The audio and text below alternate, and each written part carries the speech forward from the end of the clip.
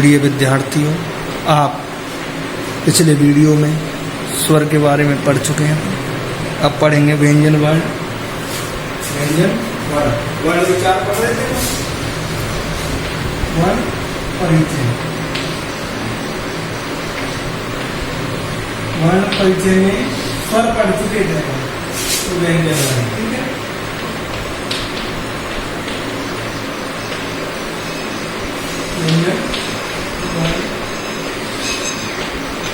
व्यंजन वर्ण होते क्या है कि व्यंजन वर्ण होते क्या है? व्यंजन वर्ण उन्हें कहते हैं, व्यंजन वर्ण उन्हें कहते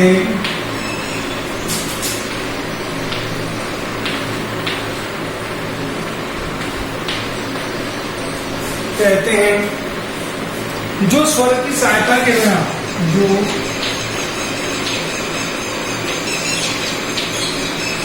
स्वर की सहायता के बिना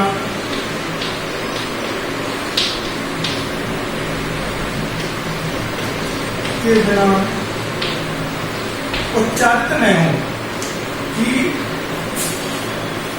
जो बिना उच्चारित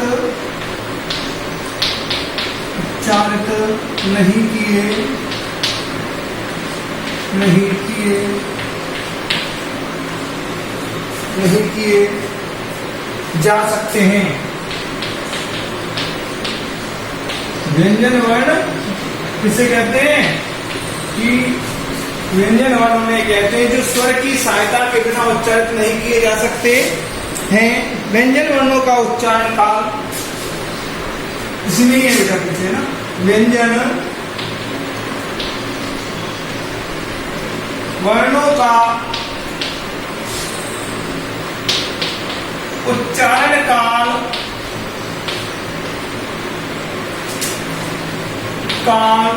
अर्धमात्रा काल होता है। अर्धमात्रा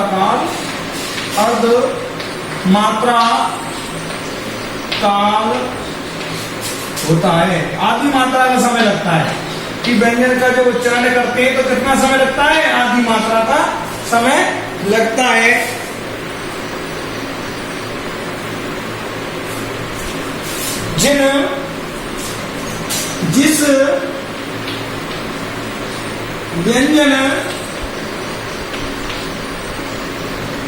जिस व्यंजन में स्वर का योग नहीं होता, जिस व्यंजन में स्वर का योग मतलब स्वर नहीं है उसमें, तो वो क्या होगा? हलंत होगा, का योग नहीं होता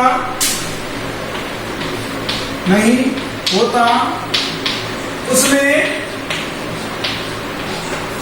हलंत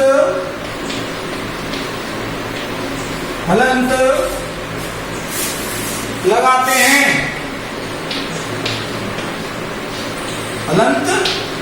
हैं। व्यंजन वर्णों की संख्या कितनी है? संस्कृत भाषा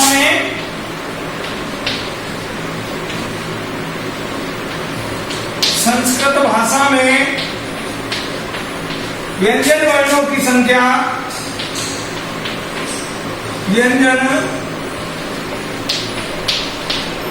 वर्णों की संख्या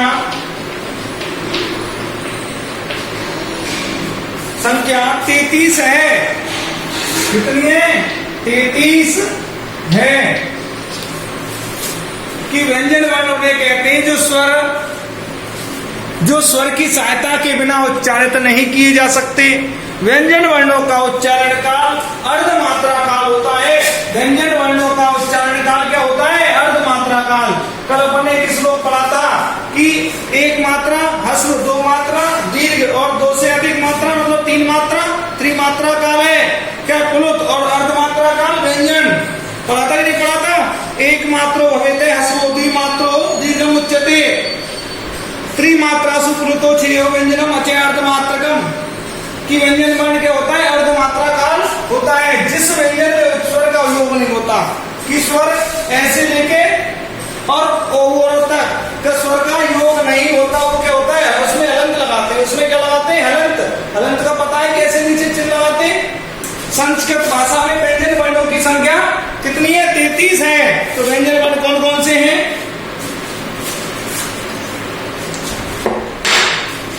देखो बिना स्वर लगे हुए हैं वो उसमें, है ना, के, गे, घे, अने, चे, छे, गे, झे, अने।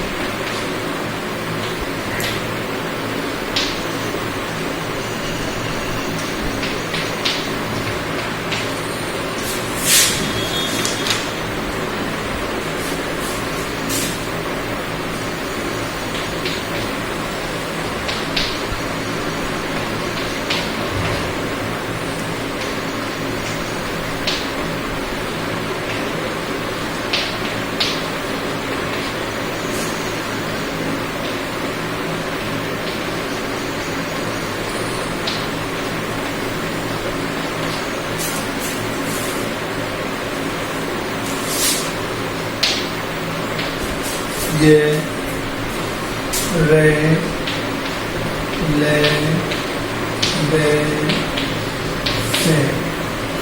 से, है। देखो के, गे, गे ने, चे, जे, जे ने, टे, डे ने, ते, दे ने, पे, भे ने, ये, रे, ले, बे, से, है। तो कितने हो गए, 5, 5, 10, 5, 3, 15, 20, 25, 25 और 8, 33। तो कितने वर्ण हो गए ये, 33। की संस्कृत भाषा में व्यंजन वर्णों की संख्या 33 है। संस्कृत भाषा में व्यंजन वर्णों की संख्या कितनी है, 33 है।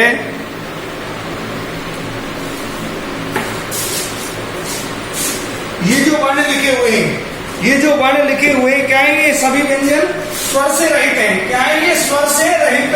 इनमें स्वर नहीं लगा हुआ है, कि इनमें किसी भी वर्ण में, व्यंजन वर्ण में स्वर नहीं लगा हुआ है। तो इनमें क्या लगा हुआ है, हलंत लग रहे हैं। देखो अभी अपन ने पढ़ा था कि इसका मात्रा काल अर्ध होता है, और जो क्या है जिसमें स्वर का योग नहीं होता, स्वर का योग नहीं होता, उनमें क्या होता है, हलंत लगाते हैं, हलंत लगाते हैं। दोबारा समझो, व्यंजन वर्ण उन्हें कहते हैं जो स्वर की सहायता के बिना क्या उच्चारित नहीं किए जा सकते, कि स्वर के बिना तो बोले नहीं जाते, कि व्यंजन वर्ण स्वर के बिना बोले नहीं जाते। कोई दिक्कत,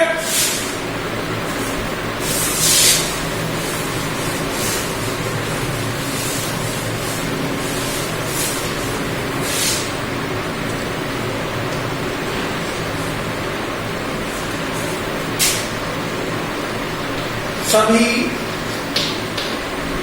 ये सभी, ठीक है, ये सभी व्यंजन वर्ण क्या है, स्वर से रहित है। व्यंजन वर्ण स्वर से रहित, वर्ण स्वर से रहित हैं। इनमें स्वर नहीं लगा हुआ है, रहित, ठीक है, रहित हैं, रहित हैं।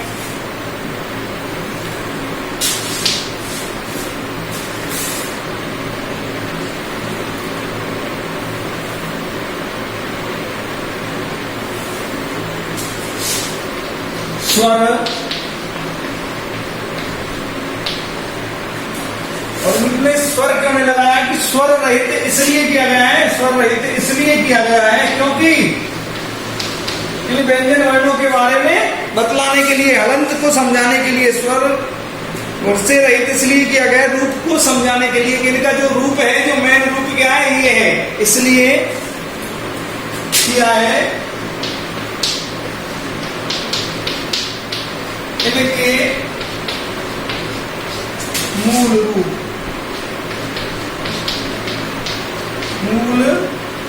रूप को समझाने के लिए हलंत लगाया गया है, समझाने के लिए किया, कि स्वर इसलिए किया गया कि इनके मूल रूप को समझाने के लिए, ठीक है।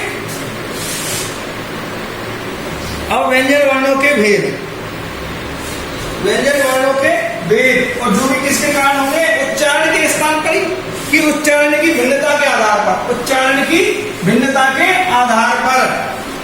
कि व्यंजन वर्ण कितने हैं? 33। व्यंजन वर्ण कितने हैं? 33। व्यंजन वर्णों की संख्या कितनी है? 33। और 33 व्यंजन वर्णों को क्या है कि उच्चारण की भिन्नता के आधार पर व्यंजन के भेद, व्यंजन के भेद, व्यंजन के भेद किसके आधार पर है? उच्चारण की भिन्नता के आधार पर।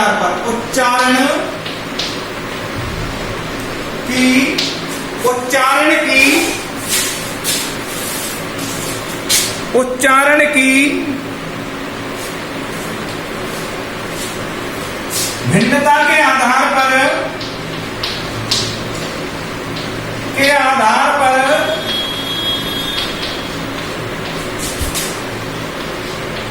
उच्चारण की भिन्नता के आधार पर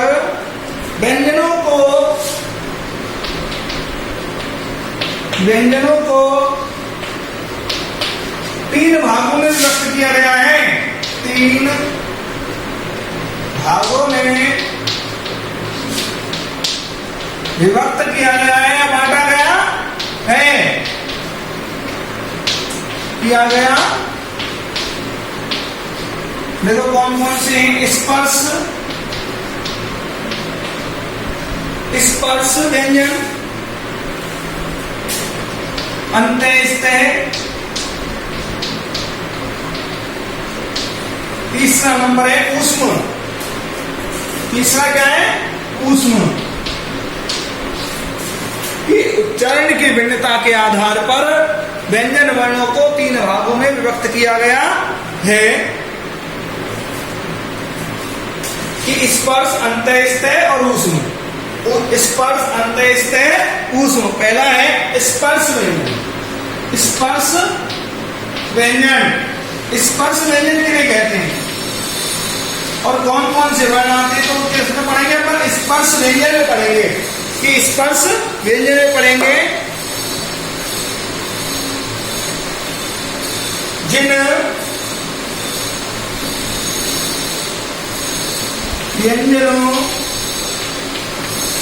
व्यंजनों का उच्चारण करने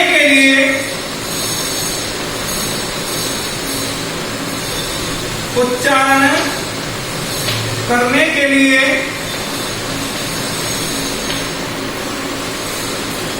जिन व्यंजनों का उच्चारण करने के लिए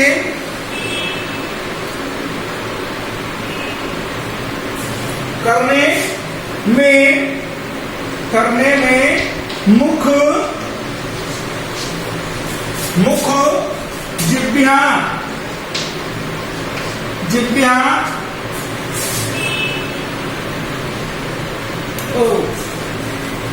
करने में जिह्वा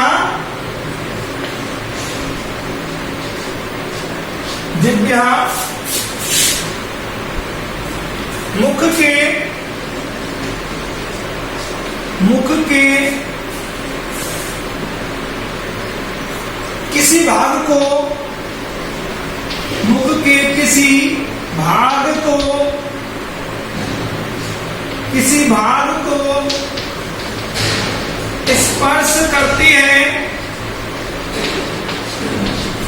स्पर्श करती है और वायु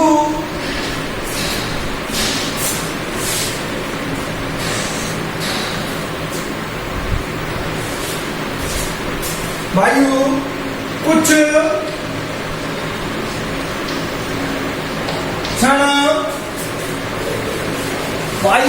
क्षण के लिए रुक कर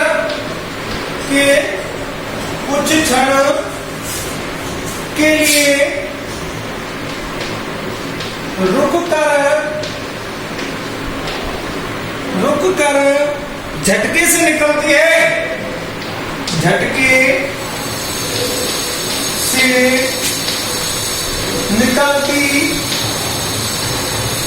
निकलती है वे स्पर्श व्यंजन कहलाते हैं। वे स्पर्श व्यंजन कहलाते हैं। बेटा पुनः देखो दोबारा, व्यंजन के वेद उच्चारण की भिन्नता के आधार पर व्यंजनों को 3 भागों में व्यक्त किया गया है। स्पर्श, अंतःस्थ, ऊष्म। स्पर्श व्यंजन जिन वर्णों का उच्चारण करने में जिह्वा मुख के जिस भाग से स्पर्श करती है, किसी भी भाग से स्पर्श करती है, स्पर्श करना, टच करना, ठीक है, कि जिह्वा मुख के किसी भी भाग से स्पर्श करती है और वायु कुछ क्षण के लिए, कि वायु कुछ क्षण के लिए रुक करके झटके से बाहर निकलती है। झटके से क्या निकलती है? बाहर निकलती है। वे उस स्पर्श व्यंजन कहलाते हैं। वे क्या कहलाते हैं? स्पर्श व्यंजन कहलाते हैं।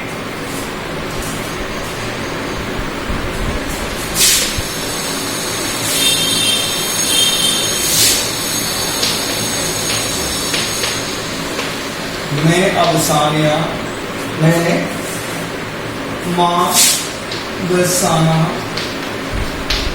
स्पर्शा, स्पर्शा का आदियो मां अवसाना स्पर्शा। देखो इसको समझो, पहले इसको समझ लो। कै आदियो, कै आदि में, कै आदियो,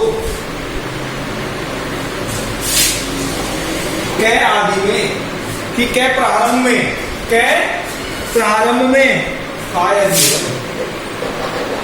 कादियो। देखो आदि, आदि का अर्थ होता है क्या? प्रारंभ। देखो आदि का अर्थ होता है प्रारंभ, अवसान का होता है अंत। कि कै आदि में, कै आदि में यानी प्रारंभ में, कै प्रारंभ में, प्रारंभ में, और मैं अवसानी हूं और मैं अंत में, मैं अंत में हो। कि कै तो क्या हो? प्रारंभ में, और मैं अंत में हो, तो क्या होते हैं? स्पर्श संज्ञक वर्ण है। कि कै तो क्या है? उनके कैसे प्रारंभ होते हैं, और मैं के अंत तक के एक वर्ण, व्यंजन वर्ण है जो क्या है? स्पर्श है। कि कैसे प्रारंभ होकर के मैं के अंत, मैं तक के व्यंजन क्या है? स्पर्श है। ये लाइन क्या करेंगे? कै आदि हो, कैसे प्रारंभ, और मैं पर अंत, ठीक है। अर्थात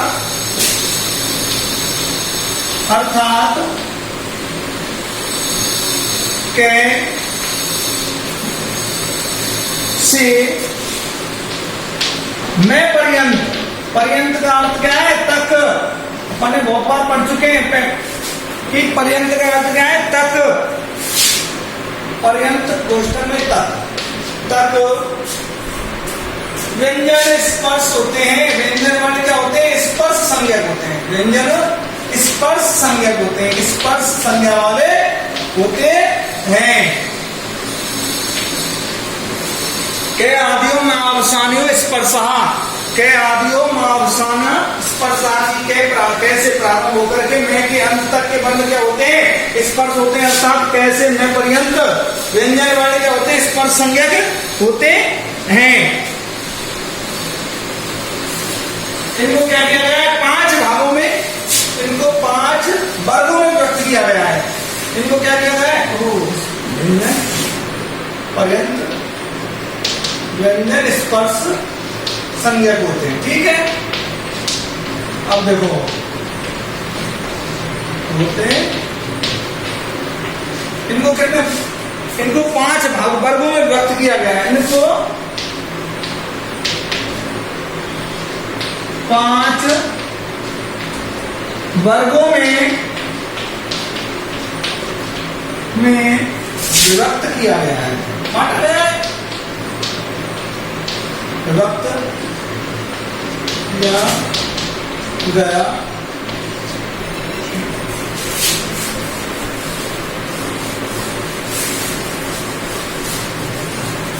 व्यक्त किया गया है। देखो बेटा, कै वर्ग, अब कै वर्ग को क्या है? अपन इसको क्या कहते हैं? कू भी कह देते हैं, कू, कू, कू कै वर्ग, ठीक है। क्वेश्चन में क्या है? कू है। कै वर्ग में कौन कौन से आते हैं? कै, खे, गे, घे, अणे। आते हैं नहीं आते ये व्यंजन वर्ण? आते हैं। फिर वे क्या है, व्यंजन वर्ण ही बिना है ना, बिना स्वर के हैं, ठीक है। चू, अभी समझ लो, तू चू तू तू है ना, ठीक है।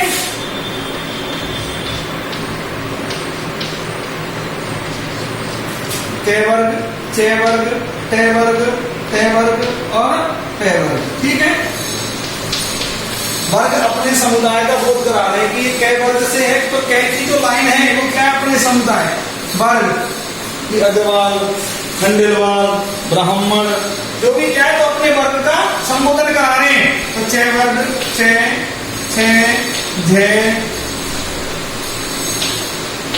झे, झे, अणे, ठीक है। ते वर्ग में क्या है, ते, थे, दे, धे, अणे, वर्ग, ते, थे, देखो सब में अलग लगा हुआ है, दे, धे, अणे, वर्ग, ते, थे, दे, धे, अणे,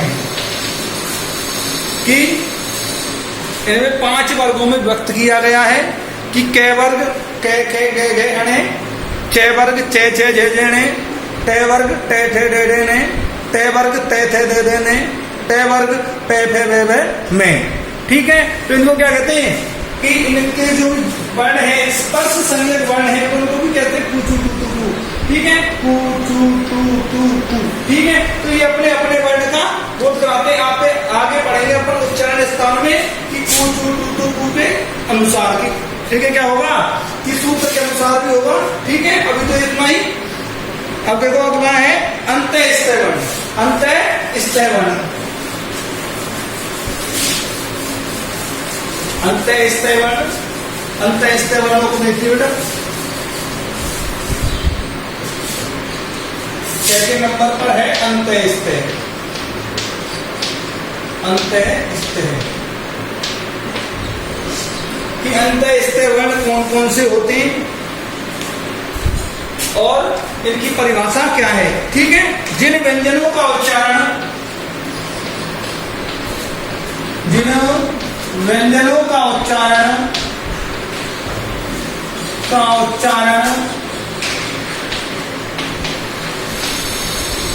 जिन व्यंजनों का उच्चारण वायु को कुछ रोक करके, वायु को कुछ रोक कर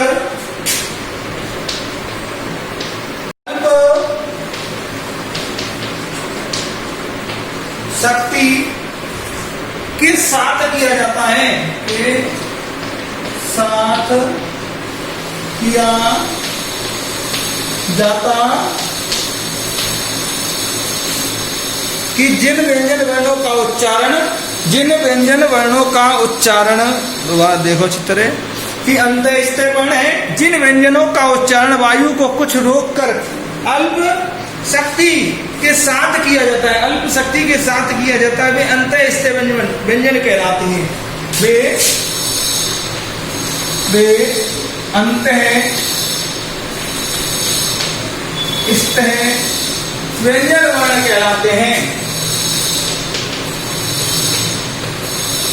वर्ण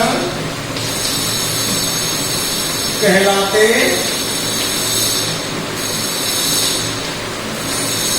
जिन व्यंजन वर्णों का उच्चारण वायु को कुछ रोककर अल्प शक्ति के साथ किया जाता है, वे अंत्य स्थिर व्यंजन वर्ण कहलाते हैं। अब इसका हम देखो क्या है, यणो अंत्य स्थिर, अंत्य मतलब यण वर्ण क्या होते हैं, अंत्य स्थिर वर्ण होते हैं। कि यण वर्ण क्या होते हैं, कि 7th और 8th क्लास के बच्चों को पता है यण, ये वे रे और ले, ये वे रे रे, यण में क्या आते हैं, यण संधि पढ़ी है ना बनने, और 6 क्लास के बच्चों ने भी हिंदी में पढ़ी होगी यण संधि। तो ये वे रे ले वर्ण, ठीक है, ये वे रे ले यण संधि पढ़ी है ना। तो ये वे रे ले होता है ई के स्थान पर, ऊ के स्थान पर, री के और ली के स्थान पर। तो क्या होता है यण संधि का क्या है, ये वे रे ले, ठीक है। यण संधि कहती है यण वर्णों को क्या कहते हैं, अंत्यस्थ वर्ण कहते हैं। यण वर्णों को क्या कहते हैं, अंत्यस्थ वर्ण कहते हैं।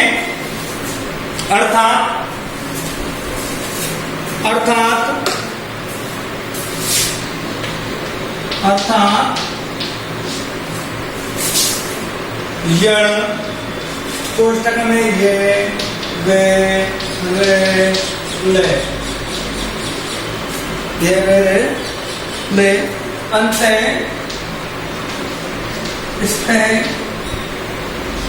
व्यंजन वर्ण है। इनकी संख्या कितनी हो गई अब, इनकी संख्या क्या है, 4 है। इनकी संख्या कितनी है, संख्या 4 है। कोई दिक्कत,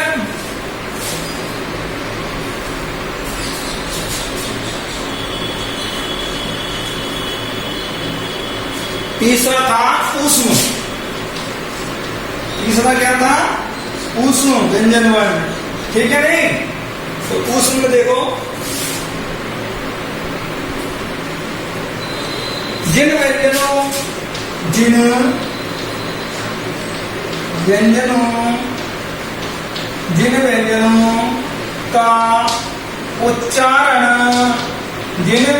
का उच्चारण वायु को धीरे धीरे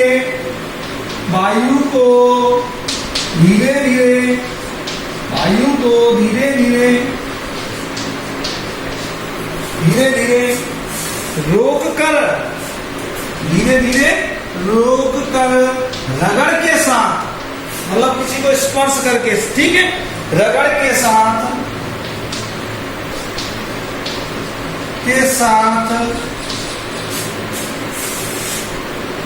निकाल कर किया जाता है, साथ निकाल कर किया जाता है कि जिन व्यंजन वर्णों का उच्चारण वायु को धीरे धीरे रोक करके रगड़ के साथ किया जाता है, उन्हें उस व्यंजन वर्ण कहते हैं, किया जाता है वे ऊष्म व्यंजन वर्ण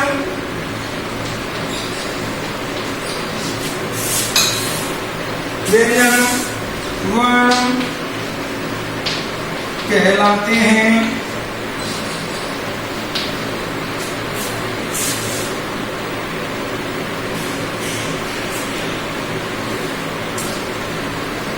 सल मुसलमान है। देखो सल प्रत्याहार के जो वर्ण है ना, सल प्रत्याहार के जो वर्ण है वो क्या है, से हल, से हल। नीचे देखो 13वां और 14वां जो आपका का माहेश्वर सूत्र है ना, 13वें और 14वें माहेश्वर सूत्र में क्या है, तो वो एक सल प्रत्याहार है। अर्थात सल से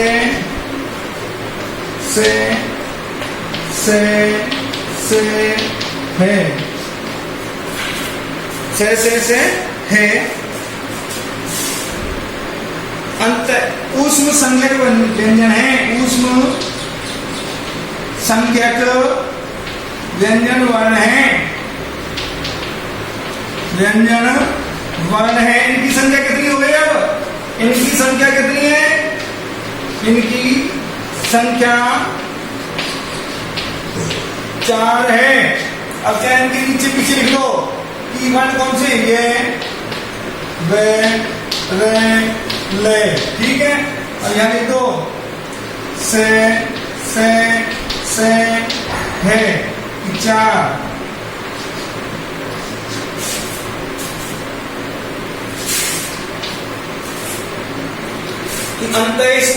ऊष्म जिन व्यंजनों का उच्चारण वायु को धीरे धीरे रोक करके किया जाता है और रगड़ के साथ निकाल करके किया जाता है, वे ऊष्म संज्ञक व्यंजन वर्ण कहलाते हैं।